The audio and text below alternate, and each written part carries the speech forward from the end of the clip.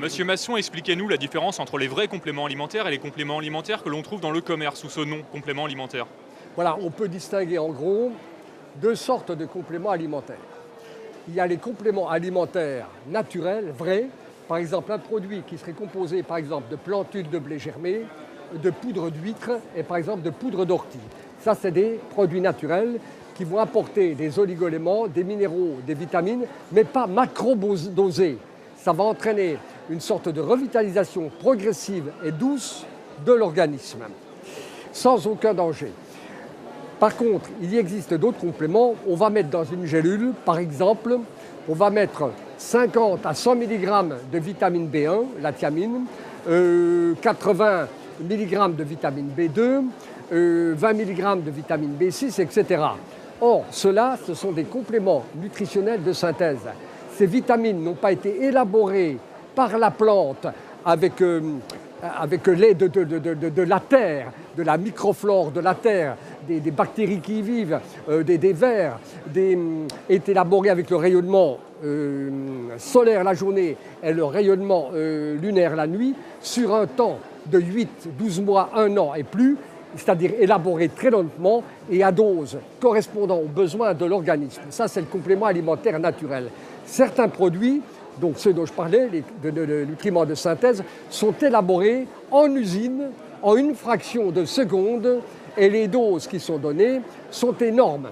Par exemple, il y a quelque chose de très intéressant pour comprendre ça. Si vous prenez la vitamine B1, dans 1 kg de germes de blé, vous avez 22 mg de vitamine B1, la thiamine. Or, quand on donne à une personne une gélule contenant 200-220 mg de vitamine B1, ça correspond à 10 kg de germes de blé. 10 kg de germes de blé, ça équivaut à 1000 kg de farine complète. 1000 kg de farine complète représente à peu près 1200-1300 kg de pain complet. Donc, on donne à une personne en 1 seconde ce que nos ancêtres ingéraient en 10-15 ans. Est-ce que ce n'est pas dangereux? Si, parce que, comme le corps ne peut utiliser que quelques centaines de microgrammes de vitamine B1, c'est-à-dire moins d'1 milligramme, eh bien, toute cette vitamine B qui est hydrosoluble, soluble dans l'eau, va être éliminée par les reins. Or, cette élimination forcée du rein va faire travailler intensément le rein. Il y aura une usure accélérée des cellules rénales, donc un renouvellement accéléré des cellules rénales. Et au cours du renouvellement accéléré, il se produit des mutations de l'ADN qui peuvent conduire au cancer du rein. Donc tout ça n'est pas anodin. Donc il y a un monde entre les vitamines naturelles et les vitamines artificielles. Oui. Est-ce que manger bio suffit à avoir une alimentation équilibrée, justement? Manger bio, non. Manger bio est excellent, puisqu'une nourriture bio, un aliment bio, par exemple une carotte bio, apporte plus d'oligoéléments, plus de minéraux et plus de vitamines et plus de colorants, de flavonoïdes qu'une carotte non bio. Donc la carotte bio est beaucoup plus nutritive. D'autre part, elle n'apportera pas les poisons qui ont été ingérés par la carotte elle-même, les poisons dont aura été pulvérisée la carotte. Donc non seulement l'alimentation bio est plus chargée en éléments nutritionnels, mais n'apporte pas les éléments toxiques de la carotte non bio. Donc c'est largement préférable. Mais il ne suffit pas de manger bio pour être équilibré. Si par exemple dans un restaurant végétarien, une personne mange du soja, du riz et termine par un fruit, même que tout cela soit biologique, la personne se portera moins bien que la personne du restaurant d'à côté qui prend un steak pommes frites salade. Parce que quand on prend le steak pommes frites salade, même si ce n'est pas bio, c'est équilibré. Donc non seulement l'alimentation doit être bio, mais aussi équilibrée. Donc si on veut manger bio, il aurait fallu que cette personne qui mange, par exemple, prenne un plateau du riz, une omelette et une belle salade verte. Là, ça aurait été bio et équilibré. Donc la notion de bio, c'est quelque chose de très différent de la notion d'équilibre. Maintenant, est-ce que le fait de manger bio et équilibré est suffisant pour être en bonne santé? Dans des conditions où l'homme, l'individu, l'homme, la femme bien sûr, l'individu où l'être humain n'est pas anormalement surmené, dort suffisamment. Je rappelle qu'on dort 2 heures de moins qu'en 1900 et 1 heure de moins qu'en 1950. Donc nous sommes carencés en sommeil. Nous menons une course contre la montre et nous vivons dans un champ électromagnétique. Les portables, les ordinateurs, le Wi-Fi, tout ça entraîne un stress nerveux qui ne permet pas à l'organisme de retenir ces oligoéléments. Du fait de ces champs électromagnétiques et de la course contre la montre, il y a une fuite urinaire accélérée des minéraux, des oligoéléments et des vitamines hydrosolubles.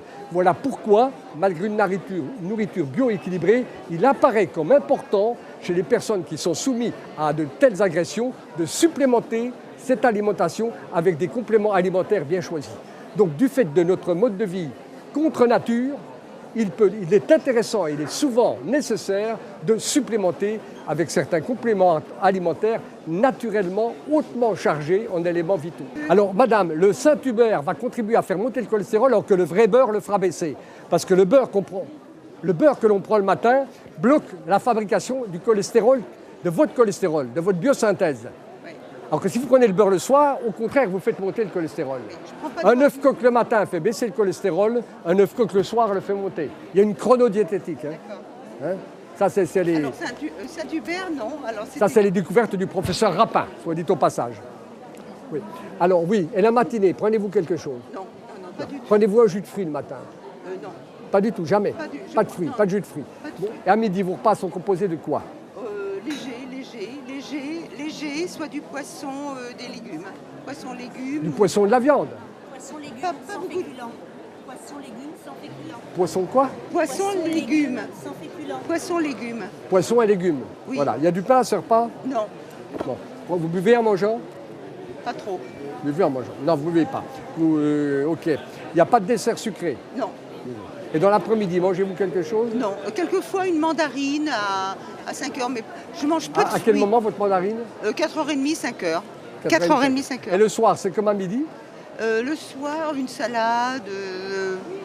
salade avec un œuf. Un œuf? Ou une du tranche de poisson? jambon. Ou une Du- tranche de jambon. Et vous terminez le repas par quoi? Rien. Ouais.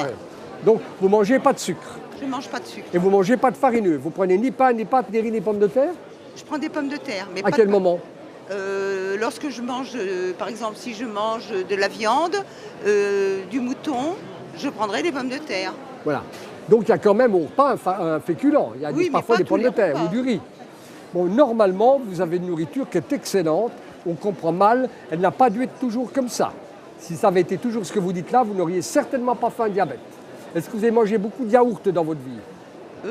Non, mais du lait. Je buvais Vous beaucoup avez de pris lait. pas mal de lait. Voilà. Pas mal de lait. Voilà.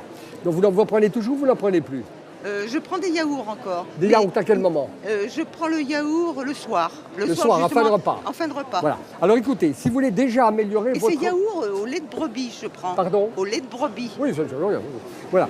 Alors, déjà, si vous voulez améliorer, enlevez les yaourts des repas. Déjà. Ah bon, même le lait Le de matin, brebis. ne mettez pas de lait dans votre boisson. Pas de lait. Le soir, évitez le yaourt en fin de repas. Terminez plutôt par un peu de pomme cuite ou de compote, ou un tout petit peu de chocolat noir, ou un petit peu de tarte aux fruits cuits. Évitez absolument toutes les protéines lactées, lait, fromage, yaourt. Évitez absolument ça. Et votre diabète s'améliorera probablement. Écoutez, un bon petit déjeuner, c'est le déjeuner suivant. Ce serait un demi-verre de jus de légumes fraîchement pressé, plus du pain, préparé avec une seule farine, plus 1 à 2 œufs coques ou une tranche de viande froide. C'est-à-dire un petit peu comme le font les Anglais, mais sans le jus de fruits. Ou alors le remplacer par un jus de légumes. Ça, pour les gens qui aiment les protéines le matin, c'est excellent. Malheureusement, il y a plein de gens, et je regrette d'en faire partie, le matin, qui ont horreur des protéines. Pour ces personnes-là, on pourra prendre 2-3 belles bananes avec des oléagineux, noisettes, amandes, plus ensuite un thé ou un café, ou une infusion. Ou alors le classique pain beurré, avec un café ou un thé, etc. Mais ça ne vaut pas le petit déjeuner avec un farineux, une protéine, un jus de légumes. Ça ne vaut pas. Alors, si l'on a pris le matin un repas à peu près équilibré, pain plus œufs ou viande froide ou tranche de jambon, avec un jus de légumes, le soir, dans ce cas, on peut réduire les protéines. Je prends souvent du jus de fruits, mais du véritable jus de fruits. Vers quelle heure? Bio, en mangeant. C'est pas bon. Vous cherchez à vous détruire, vous. Hein. Ah bon? Vous devez avoir le pancréas dans un bel état. Hein. Un pancréas dans un bel état. Le jus de fruits en mangeant, c'est vraiment d'une destruction inimaginable. Ah bon? Inimaginable. Prenez de l'eau. La seule boisson, c'est l'eau. Si la nature avait voulu qu'on prenne des jus de fruits, elle aurait créé des jus de fruits. Elle n'a pas créé de jus de fruits, elle a créé des fruits. Un jus de fruits peut se prendre fraîchement pressé à 17h30. Vous voyez comme sont ridicules les gens. Non seulement ils prennent le jus de fruits le matin, on ne peut pas brûler les acides avant 5 heures, il y a une chronodiététique. Deuxièmement, ils les prennent avec un farineux, il empêche toute digestion de farineux. Et troisièmement, ils prennent un jus de fruits en bouteille qui a été stérilisé. Ils n'ont même pas la vitamine C. C'est l'erreur totale.